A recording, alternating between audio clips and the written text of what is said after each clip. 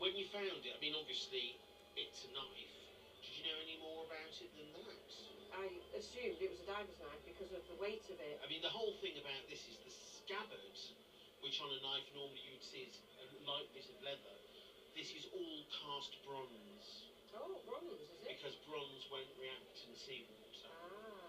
We've got very lightly struck there the maker's name, which is Hinker, C.F. Hinker of London. And they were making marine-related items from the 1840s onwards. Right. But of course, the diving period we're talking about with this, we're talking about the dumbbell, the sort of faceplate, the oxygen being pumped down, and sort of Jules Verne, 20,000 Leagues Under the Sea.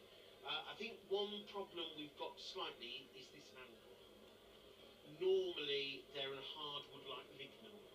Do you know what it is? No. Bicycle handle. Really? Yeah, it's a rubber bicycle handle that someone's cut down. But if we have a look, there we go. I mean, if you were in any sort of trouble underwater, fouled cables, you're going down, it's not like a scuba diver today. You've got ropes, you've got oxygen tubes. If you got tangled up with anything, you had to have a very good knife to cut yourself free. It was your life that was at stake. So obviously they had this. It's made to be heavy so it will hang in the right direction. For appointments, never showed up. Well, now GPs at a surgery in Stratford upon Avon are among those urging people to ensure they do take up the offer as soon as possible, as Catherine Senhai reports. 9 years ago, Mandy Parker's life was turned upside down.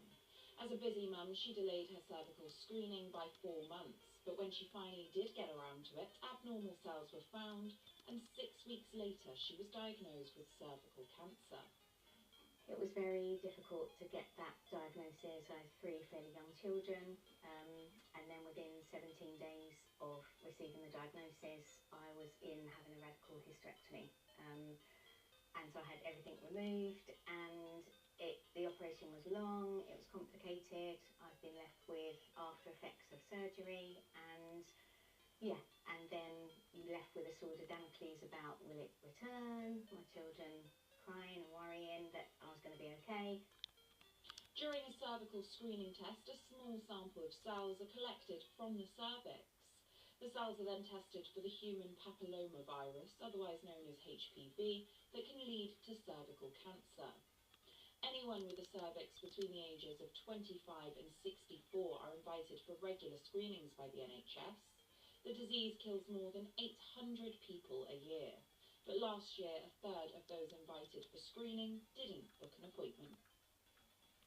And with the start of a new year, doctors like Vanessa Rober, who works in Stratford upon Avon, are urging people to make sure it's on their to-do list.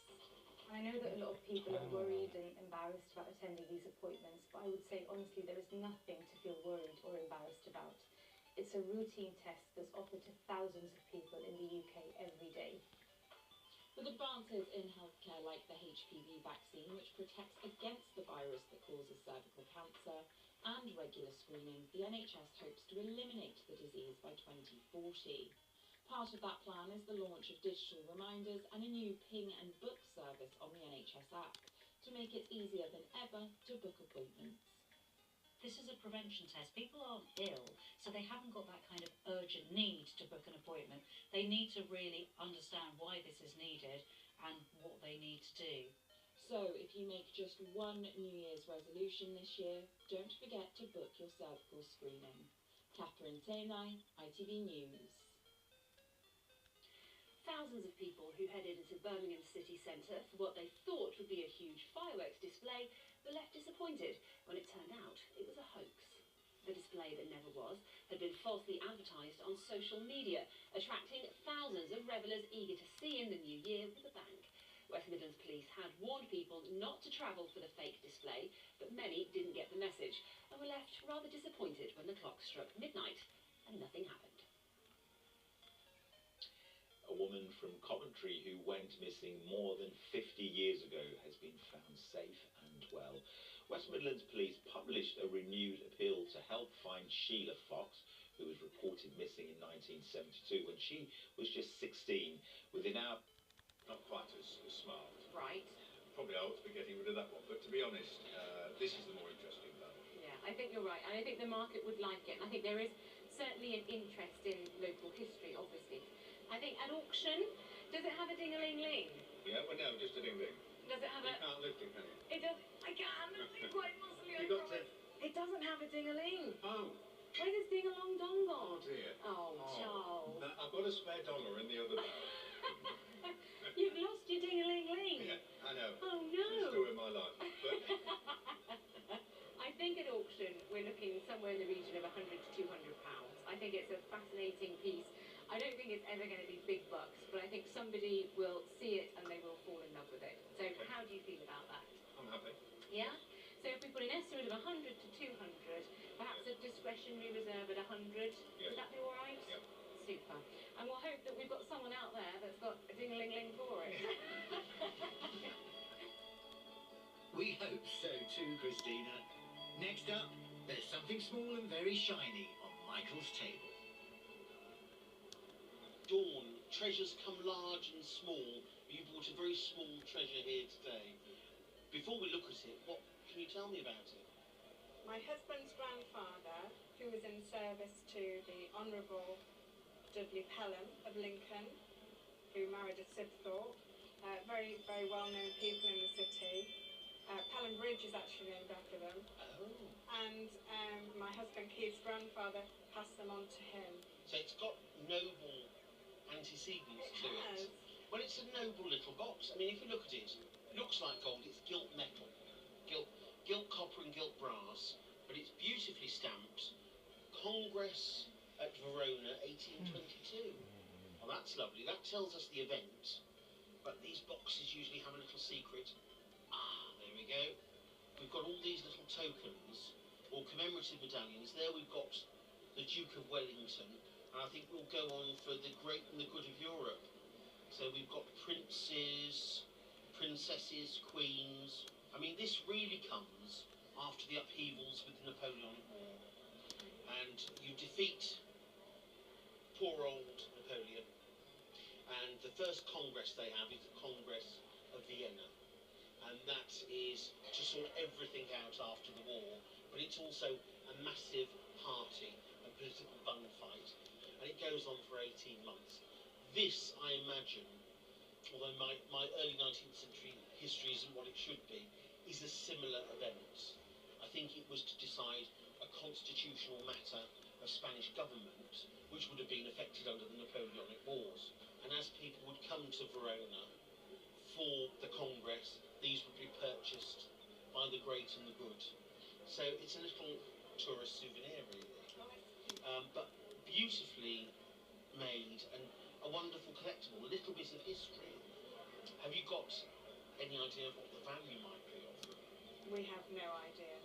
No, I mean, they're tricky things to value because it's a very narrow band of people that collect this stuff. I think sensibly, I hate to do it, but let's say 80 to 120 pounds, just because it's £10 each per counter and £20 for the box. But I hope, if two people understand them, we'll be closer to 150 to 200 pounds over a day. But we'll put a fixed reserve of £80. So, Dawn, thank you very much for bringing in a very interesting item. Thank you for telling me more about it. It's a pleasure. Now we've got our first 4 items. It's time for me to take the opportunity for a look around the area.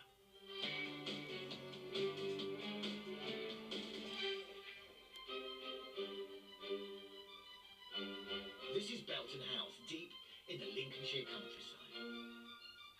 Since it was built in the 17th century, members of the family who lived here have been closely linked to the royal court. This man in particular was destined to play a part in British history which had repercussions far beyond these walls.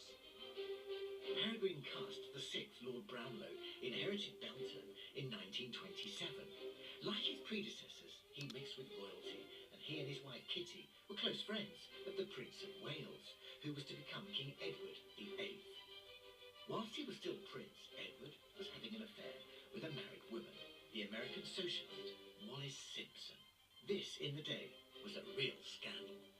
I'm meeting House and Collections manager Catherine Granger to find out more about Perry as he was known.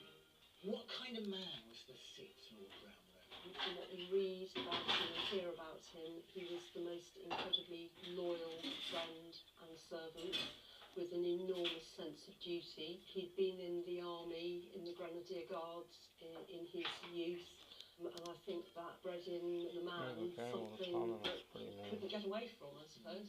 Discipline and honour. Yes. What were his links with the Prince of Wales? He'd known him for many years. Edward owned a house on